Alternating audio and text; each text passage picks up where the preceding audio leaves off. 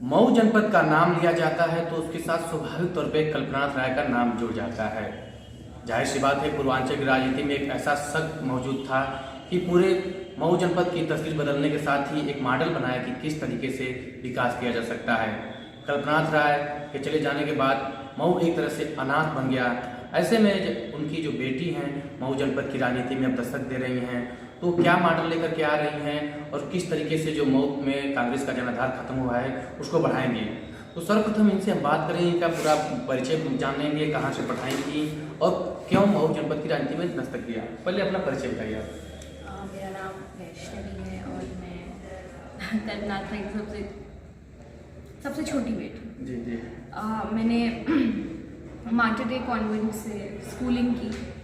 मैंने Gargi college Delhi university से history honours किया, फिर मैंने मास्टर्स किया और अब मैं एमिटी से एलएलबी कर रही हूँ, 3 ईयर एलएलबी। तो मऊ जनपद में आना हुआ, तो सबसे बड़ी बात आप क्या जानती हैं कल्पनाथ राय के बारे में, मऊ से जुड़ी चीज़ ये बताइए आप। पापा मेरे हीरो हैं, केवल इसलिए नहीं क्योंकि वो मेरे पापा हैं, लेकिन अगर मेरे पापा नहीं होते और मैं किसी और की बेटी होती, एक लीडर की तरह वो मेरे हीरो हैं। मैं समझती हूँ अगर पापा जैसे 100 MP पार्लियामेंट में आ जाए तो ये देश बदल जाएगा, क्योंकि मऊ में जितने भी काम किए हैं उन्होंने ही किए हैं। इतने बड़े ब्रिज, जो इस ब्रिज पर मैं चलती हूँ तो मेरे को आज सराय काले खा के ब्रिज का याद दिलाता है, दिल्ली का ये वाले ब्रिज मऊ में तब आए थे। तो अब मैं क्या ही कहूँ ऐसे लीडर के बारे में जो ऐसी दूरदर्शी सोच रखता है।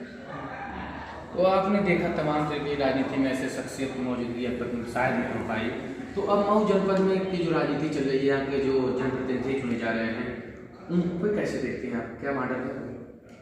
जब से पापा हमारे यहाँ जो भी जनप्रतिनिधि चुने जा रहे हैं, मैं मानती हूँ कि उन्हें पार्लियामेंट में होना नहीं चाहिए। पार्लियामेंट में वो हैं, ये देश के ऊपर एक बहुत बड़ा, देश के संविधान पे, देश की, हमारी देश की पहचान पे बहुत बड़ा तमाचा है। ये पूरी दुनिया भर में हमारे देश की हंसी उड़ाए जाने वाली बात है, पापा के बाद से जितने भी यहाँ से चुन के गए। ऐसा क्यों? वो तो जनता ने चुना उनको। पर वो काम क्या, उन्हें पार्लियामेंट की स्पेलिंग भी पता है? लेकिन कोई जरूरी नहीं है स्पेलिंग पता हो। स्पेलिंग नहीं, उन्हें कॉन्स्टिट्यूशन के बारे में क्या पता है? क्या उन्हें directive principles of state policy के बारे में पता है?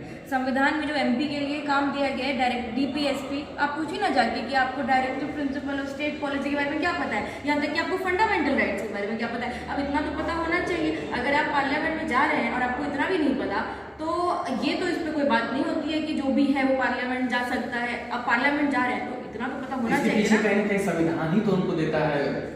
लेकिन अगर संविधान आपको देता है तो फिर आपको संविधान की जानकारी तो होनी चाहिए। जब आप पार्लियामेंट जा रहे हैं तो चलिए आप मत रखिए संविधान की जानकारी, लेकिन क्या आप में इतनी इंसानियत नहीं है कि आप सड़कें बनवा दें कि यहाँ पे लोग जो भूख से मर रहे हैं? इंसानियत तो होनी चाहिए ना।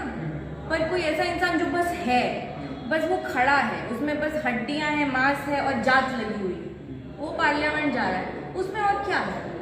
उसमें है क्या? और आप मुझे बताइए, कुछ नहीं। तो जनता क्यों चुन रही है उनको? जनता पसंद कर रही है उनको। क्योंकि जनता के दिमाग में जात और धर्म का एक मकड़ी का जाला है, उसको हटाना पड़ेगा। पता नहीं वो कैसे हटाया जाएगा। तो आप मऊ में दस्तक दिया आपने, तो क्या सोच के आई हैं? किस तरीके से उछाला हटाएं, उछाला की बात करें? मैं बस कांग्रेस की विचारधारा लोगों तक ले जाऊंगी, जो मेरा परिवार हमेशा से कर रहा है। पापा के बाद मम्मी के साथ अब मैं भी आ गई हूँ, तो हम बस कांग्रेस को यहाँ मजबूत करने आए। ये जो मुझसे सवाल पूछा जाता है जब भी सड़क पर उतरती हूँ, आप कौन, कब खड़ी हो रही हैं, क्या खड़ी, मैं कुछ ना खड़ी बड़ी हो रही हूँ। मैं इलेक्शन नहीं लड़ने आई हूँ। जरूरी नहीं कि मेरे परिवार से कोई आए तो वो इलेक्शन लड़ने आए। क्यों इलेक्शन लड़ने में क्या बुराई है? आप कह रहे हैं कि आप काफी शिक्षित हैं, LLB की स्टूडेंट हैं, तो आप जैसे लोग आएंगे तभी तो बदलाव होगा। जब आप इलेक्शन लड़ने को मना नहीं कर रही, हाँ। लेकिन फिलहाल नहीं लड़ना चाहती हूँ क्योंकि मैंने काम नहीं किया। जब मैं लोगों के लिए काम करूँगी, मैं खटूंगी थोड़ा लोगों के लिए। जैसे कि मैं एक एग्जांपल देती हूँ, अलग एग्जांपल है, जैसे कि बॉलीवुड में परिवारवाद का एक लगाया जाता है कि बहुत परिवारवाद है, श्रीदेवी की बेटी आ रही है, ये लोग आ रहे हैं वगैरह वगैरह, करण जौहर लॉन्च कर दे रहा है। अगर मैं किसी फिल्मी परिवार से होती तो मैं सच बता रही हूँ, मैं 5 साल थिएटर की ट्रेनिंग लेती, थिएटर में काम करती, तब जाके मैं लॉन्च होती। आप में कुछ होना भी तो चाहिए ना।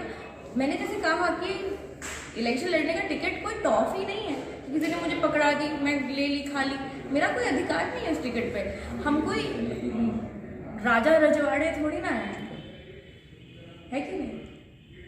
मैं लोकतंत्र समझती हूँ, मैं पार्लियामेंट संविधान समझती हूँ, मैं इसको कोई डायनेस्टी नहीं समझती। आप देखेंगे कि जो यूपी की राजनीति है, कहीं न कहीं जो कांग्रेस का जनाधार लगभग खत्म हो चुका है। ये भी बात है पूर्वांचल में जातिवाद हावी है, तो इसी मॉडल पे कांग्रेस ने भी जब से अजय कुमार लल्लू को लाया है तो कांग्रेस में एक जान उभर रही है। इसको कैसे मॉडल देख रहे हैं आप? ये सही मॉडल है कि अगर आपने किसी को लाया है जो एक जात के लेवल पे लोगों को अपील करता है और वो इस योग्य भी है कि काम कर सकें, तो सही है। जात की कोई बात ही नहीं है। लोग वैसे होने चाहिए जो योग्य हों, अब चाहे वो जहाँ भी हों। पार्लियामेंट में अगर मऊ की जनता पार्लियामेंट में ऐसे लोगों को चुन के भेजती है जिनकी जात की बात नहीं है, योग्य हों, तो मुझे उससे कोई प्रॉब्लम ही नहीं होती। अब तक जो कांग्रेस की जो जनता, इसमें एक आरोप लगता है कि जो कांग्रेस का कार्यकर्ता है, जो यहाँ नेतृत्व था, वो ऐसी कल्चर लोगों के पास चला गया था। ये भी आप देखती हैं क्या? जो नेता है जनता की जाने से कतराते हैं, केवल ऐसे ही बैठना चाहते थे कांग्रेस में। जी। मेरी मम्मी तो ऐसी नहीं थी, तो मुझे पता है। मेरी मम्मी तो लोगों में घूमी वगैरह है, और मेरे घर घूमी वगैरह और घूमने में अंतर है वर्तमान समय में किस तरीके से सक्रियता है? मेरी मम्मी तो शुरू से ही यहाँ पे रह रही है। मैं आपको बताऊँ, मेरा पूरा बचपन अकेले बीता है दिल्ली में। मेरे पापा नहीं थे, मेरी मम्मी मेरे पास दिल्ली में नहीं थी, मैं अनाथ की तरह बचपन बिताई। लॉकडाउन में मैंने अपनी माँ के हाथ से सबसे पहले माँ की हाथ का खाना लॉकडाउन में खाया। इससे पहले मैंने अपनी माँ के हाथ का खाना नहीं खाया था। तो मेरी मम्मी तो यहाँ रही, तो मेरे परिवार में तो लोगों ने ज़मीन से जुड़ के ही काम किया है। तो या अगर ये कोई कहे कि ज़मीन से जुड़ के काम नहीं करते हैं, फिर भी लोग नहीं जिताते हुए ज़मीन से जुड़ के काम नहीं करते हैं, मेरे ख्याल से लोगों को बस धर्म और जात के नाम पर आप उनको बस थोड़ा वो कर दीजिए, ठीक है, कि आग लगा दीजिए। फिर वो आप उनसे कहें कि कितना भी वोट डालो उसी पे, आप उनको धर्म जात, अगर धर्म और जात के नाम पे मोदी, मैं मानती हूँ, जय श्री राम बोल के वो लोगों के ऊपर बुलडोजर चलाए, तब भी वो कहेंगे आइए चलाइए, बहुत अच्छा काम कर रहे हैं आप। तो यही है। अब नया नारा दिया जा रहा है, किडनी भेज देंगे लेकिन मोदी को चुनेंगे। बहुत गलत है ये तो। मतलब आप अपने स्वाभिमान को ठेस पहुंचा रहे हैं। कोई इतना बड़ा नहीं है नेता, कोई भगवान भी इतने बड़े नहीं है कि आप अपने स्वाभिमान को ठेस पहुंचा के क्यों, मतलब जनता क्यों इतना पसंद कर रही है? कुछ तो है, क्या वजह है?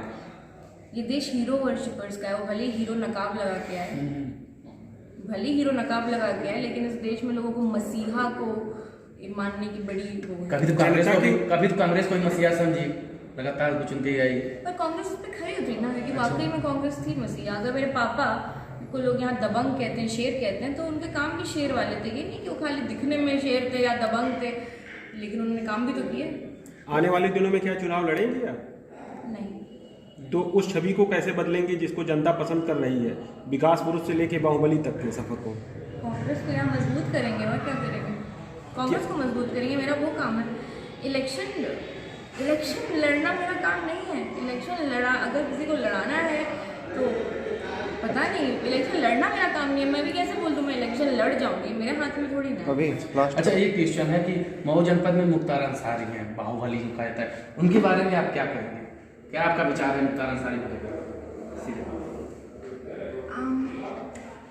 वो मेरे विचार करने लायक नहीं। कुछ तो तर्क है ना, आप कुछ बोलना पड़ेगा, कुछ बोलिए। क्या है, मतलब किस नज़र से देखते हैं, जनता उन्हें पसंद करती है? वो मेरे विचार करने लायक ही नहीं है, मैं क्या बोलूँ?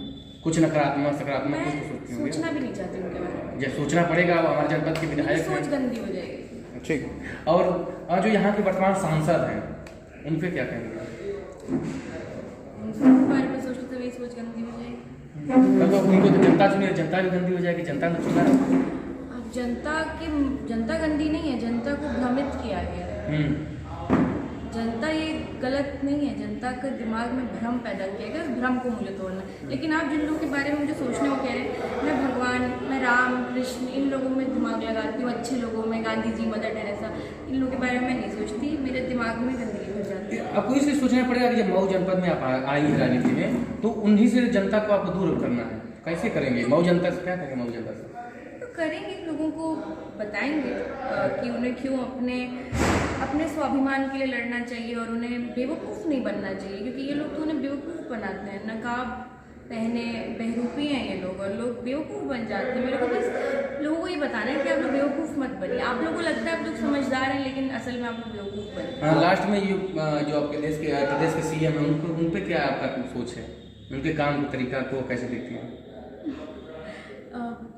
जो भी पार्टी का विचारधारा ही नफरत से पनपा हो, उसमें कोई भी काम करे मेरे लिए वो गलत ही होगा। प्रधानमंत्री,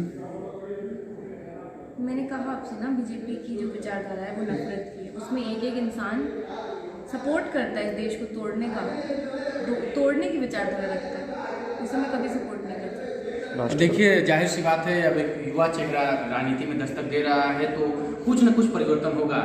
तमाम वर्तमान राजनीति में इनके अनुसार नकारात्मकता फैला है, उससे ये जनता को दूर करने का प्रयास करेंगे। अब देखिए धरातल पर क्या उतरेगा, ये तो आने वाला समय बताएगा।